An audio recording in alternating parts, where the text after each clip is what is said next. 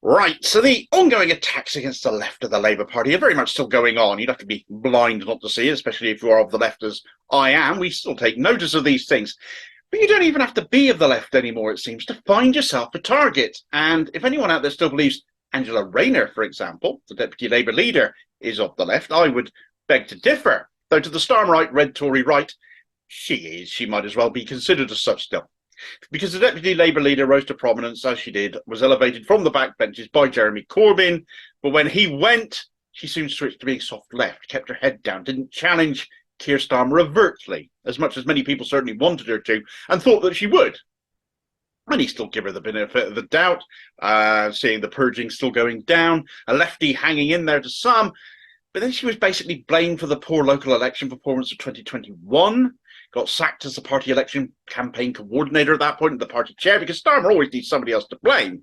Though when it comes to herself personally, Rayner can and has fought at her corner. The sackings that Starmer issued on her, thinking he'll be able to knock this lefty Corbynista deputy that he's saddled with, that he can't sack because it's an elected post, let her know her place, was botched up, as getting the deputy leader offside didn't prove helpful to him at all. And Starmer then ended up forced to make her shadow minister for the cabinet office and shadow chancellor of the Duchy of Lancaster, as well as remaining obviously the deputy leader and shadow first minister of state.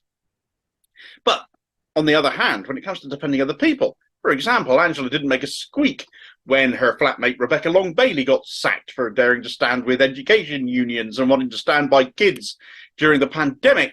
She didn't make a squeak when her apparent boyfriend these days, Sam Tarry, got sacked and later deselected.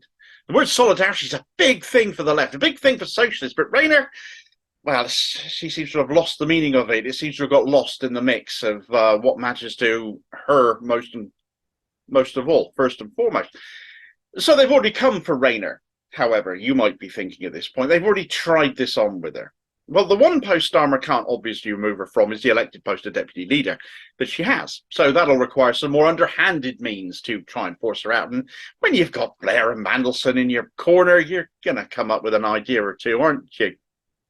And a few things have been going on recently that have made me think this is what's started to happen. Rayner has been regularly attacked in the press for years. They hate her for her accent. They hate her for being working class. They hate her, for example, most recently calling the Tories scum, which, frankly, I gave her props for because they are. And then you get Starmer refusing to support her in that, and other Labour MPs wringing their hands and bemoaning the choice of language, and Blairite brown nosers like Andrew Adonis demanding she be subjected to a vote of no confidence for daring to attack the Tories as a Labour deputy leader. Just whose side are you on, fella?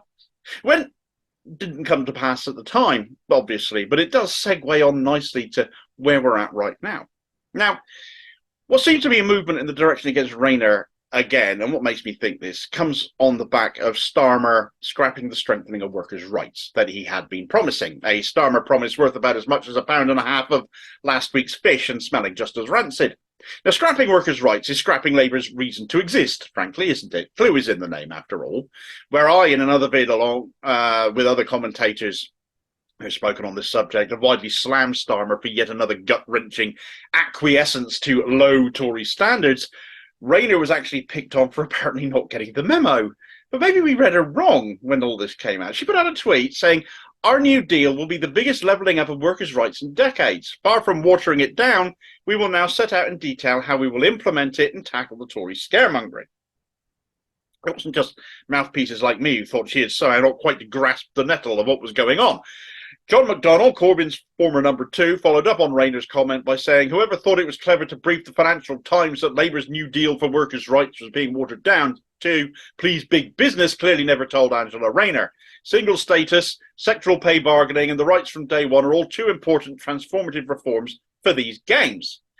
But perhaps we could have read it another way. And even if we don't necessarily believe this, given Rayner's track record of silence when the left was under attack, Starmer's lot evidently might. Perhaps this can be read as a challenge to what Starmer and co are doing. Not necessarily a comment made out of ignorance, but one of intent to oppose and see Labour deliver what needs to be, particularly in the protections towards gig economy workers that Starmer has totally binned. Now, I have no way of proving that, of course. But as I said, the reaction by Team Keith might imply they've read it that way. As moves are afoot, it would seem to push against her again. What I'm noticing, is a split in the press, for a start, in their narratives. The BBC, for example, have produced an article on Rayner's comments, written in such a way as to treat what she has said as what is actually going to happen, ignoring completely the news in the Financial Times that covered the intent for the Workers' Party to bin off workers' rights it had been promising since 2021. Now, news outlets disagreeing over what politicians say happens all the time, but that is generally rooted in the inherent bias of whatever broadcaster or publication that might be. The BBC versus the Financial Times might not be the first one you automatically think of, but there we have it.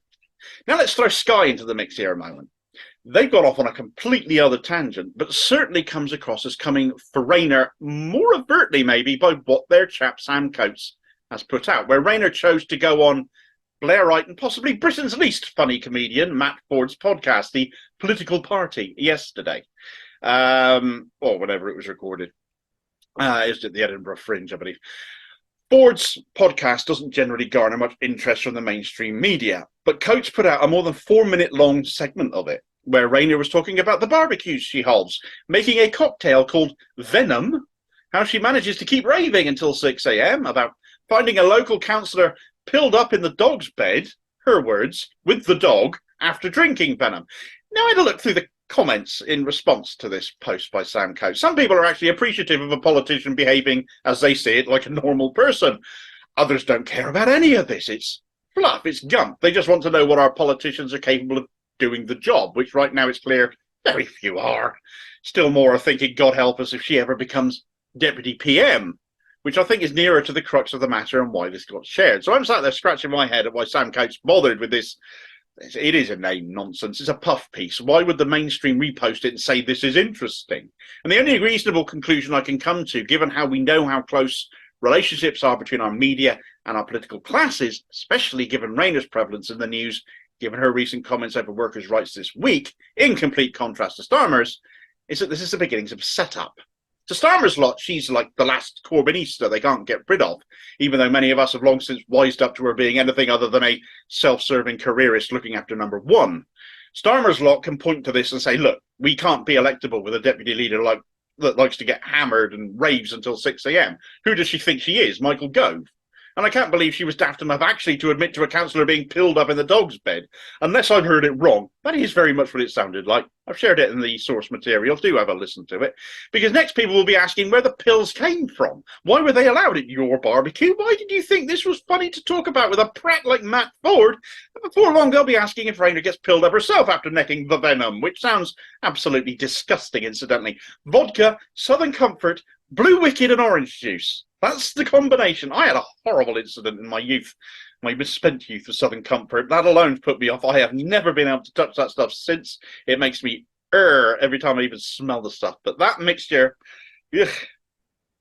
This isn't even the end of it this week, though. And very much in keeping with where Sam Coates has gone today, The Fail, a natural home for a hit piece on Labour, as you would imagine, that sort of press outlet, singled Rayner out for much the same reasoning earlier in the week, and again referred to the Matt Forde interview. Another part of the interview showed that she liked to have 12-hour rave sessions in Spain and is addicted to vapes. She was asked by Forde if she did it without chemical supports too, which is just the most insane thing to ask a politician to admit to. That she answered it rather than say, how dare you, by answering just vodka, I thought was a little disappointing. Why didn't you just give him his marching orders and tell him to, there's no way in heck you're going to answer such a loaded question. But here's why you shouldn't, as somebody to the left of, frankly, Margaret Thatcher and Tony Blair, tell Matt Forde anything, in my opinion. This Mail article, based on Forde's podcast interview with Rayner, was published the day before the podcast was released. So my automatic thought was, did Matt Forde leak this to the Mail? How did they get it a day before anyone else should they have been able to? More likely, actually, since the interview was at the Edinburgh Fringe Festival, journalists were just present. But should that not have meant Rayner ought to have been a little bit more guarded, in which case? Why open up to Forde quite as she did hasn't helped herself at all. And today, Mail Online have followed up again, saying Rayner is trying to bounce Starmer into naming her Deputy PM, a title she doesn't formally have right now, but is de facto in that spot anyway, given she's Shadow First Minister of State. A non-story this, but again, another attack on Rayner. And it wasn't the only one either, as they've interpreted her BBC interview completely differently by claiming she used it to take a swipe at Starmer. So what to make of all of this? Are the media trying to push a split in Labour? Well, plenty of them will. Some of the right-wing ones, sure, they're at it all the time. But not all of those pointing to Rayner in a negative light are known for doing that. Some are trying to be less obvious about doing that as well, but I can't see it in a different light. And if you can, please let me know about it. But the mainstream media do collude with each other. We know this. So God knows we saw plenty of it to prove that when Corbyn led Labour, didn't we? But on the other hand, the more negativity that springs up around Rayner now, the easier it will be for right-wingers in the Labour Party again to try and move against her. And it'll be interesting to see if any party responses, which I've not seen any of up to this point, to this Matt Forde interview, this podcast, come out now. So what do you think? Is this media mischief? What do you think, reckon Starmer is involved? Or is this just softening the whole situation up to justify Starmer moving against her very soon? Do you think Rayner's asked for it? Let me know in the comments. Thanks for watching. I hope you found the video useful. Please like, share, and subscribe if you did more content out daily. Meanwhile, there's a video recommendation covering those watering down of workers' rights, courtesy of Keir, the kid Starmer, now worker harbour Starmer. And I'll hopefully catch you on the next vid. Cheers, folks.